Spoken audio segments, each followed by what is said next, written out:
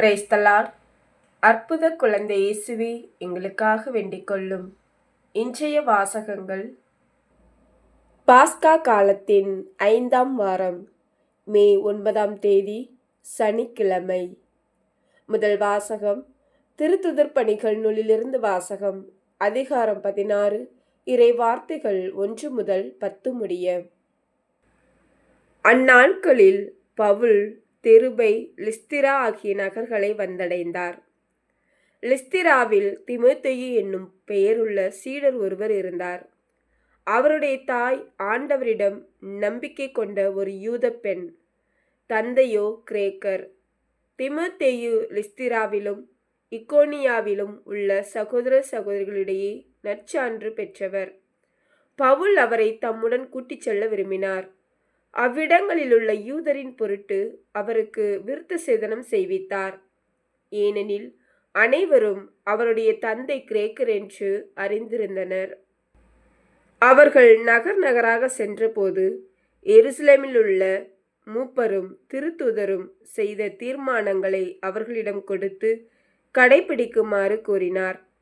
இவ்வாறு திருச்சபைகள் நம்பிக்கையில் உறுதி பெற்று நாளுக்கு நாள் எண்ணிக்கையில் பெருகி வந்தன.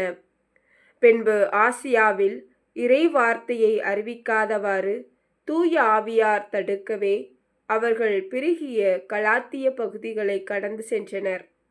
அவர்கள் மீசியா அருகே வந்து பித்தினியாவுக்கு செல்ல முயன்ற போது இயேசுவின் ஆவியார் அவர்களை அங்கு போக விடவில்லை.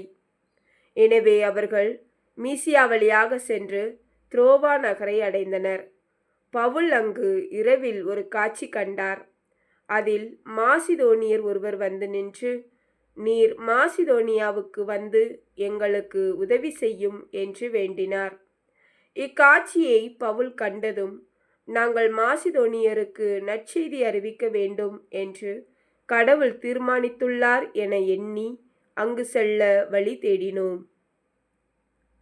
இது ஆண்டவர் வழங்கும் அருள்வாக்கு. இறைவா, உமக்கு நன்றி. பதிலுரை பாடல். திருப்பாடல் 100. பல்லவி. அனைத்துலகோரே ஆண்டவரை ஆர்ப்பரித்து வாழ்த்துங்கள். அல்லேலுயா வாழ்த்தொலி. நீங்கள் கிறிஸ்துவோடு உயிர் பெற்று எழுந்தவர்களானால் மேலுலகு சார்ந்தவற்றை நாடுங்கள். அங்கு கிறிஸ்து கடவுளின் வலப்பக்கத்தில் அமர்ந்திருக்கிறார் என்கிறார் ஆண்டவர். நற்செய்தி வாசகம்.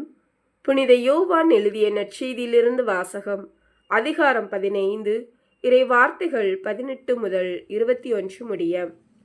அக்காலத்தில் இயேசு தம் சீடரை நோக்கி கூறியது: உலகு உங்களை வெறுக்கிறது என்றால் அது உங்களை வெறுக்கும் முன்னே என்னை வெறுத்தது என்பதை தெரிந்து கொள்ளுங்கள். நீங்கள் உலகை சார்ந்தவர்களாக இருந்திருந்தால் தனக்கு சொந்தமானவர்கள் என்னும் முறையில் உலகு உங்களிடம் அன்பு செலுத்தி இருக்கும். நான் உங்களை உலகிலிருந்து தேர்ந்தெடுத்து விட்டேன். நீங்கள் உலகை சார்ந்தவர்கள் அல்ல. எனவே உலகு உங்களை வெறுக்கிறது. பணியாளர் தலைவரை விட பெரியவர் அல்ல என்று நான் உங்களுக்கு கூறியதை நினைவில் வைத்துக் கொள்ளுங்கள். என்னை அவர்கள் துன்புறுத்தினார்கள் என்றால் உங்களையும் துன்புறுத்துவார்கள். என் வார்த்தையை கடைபிடித்திருந்தால்தானே உங்கள் வார்த்தையையும் கடைபிடிப்பார்கள். என் பெயரின் பொருட்டு உங்களை இப்படியெல்லாம் நடத்துவார்கள். ஏனெனில் என்னை அனுப்பியவரை அவர்கள் அறிந்து கொள்ளவில்லை. இது கிறிஸ்து வழங்கும் நற்செய்தி. கிறிஸ்துவே, உமக்கு புகழ். சிந்தனை.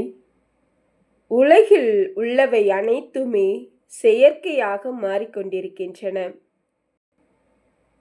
இயற்கையான அன்பையும் உண்மையான பாசத்தையும் எதிர்பார்த்த அந்த உறவுக்கு பரிசாக கிடைத்தது வெறுப்பு மட்டுமே.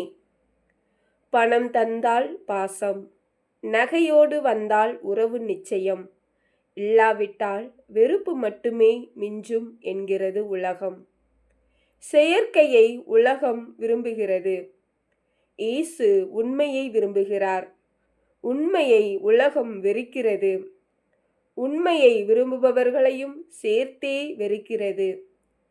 நாம் செல்வது உலகின் பாதையிலா? இயேசுவின் பாதையிலா? சிந்திப்போம். ஆமேன். Praise the Lord. அற்புத குழந்தை இயேசுவே, எங்களுக்காக வேண்டிக் கொள்ளும். Thank you Jesus.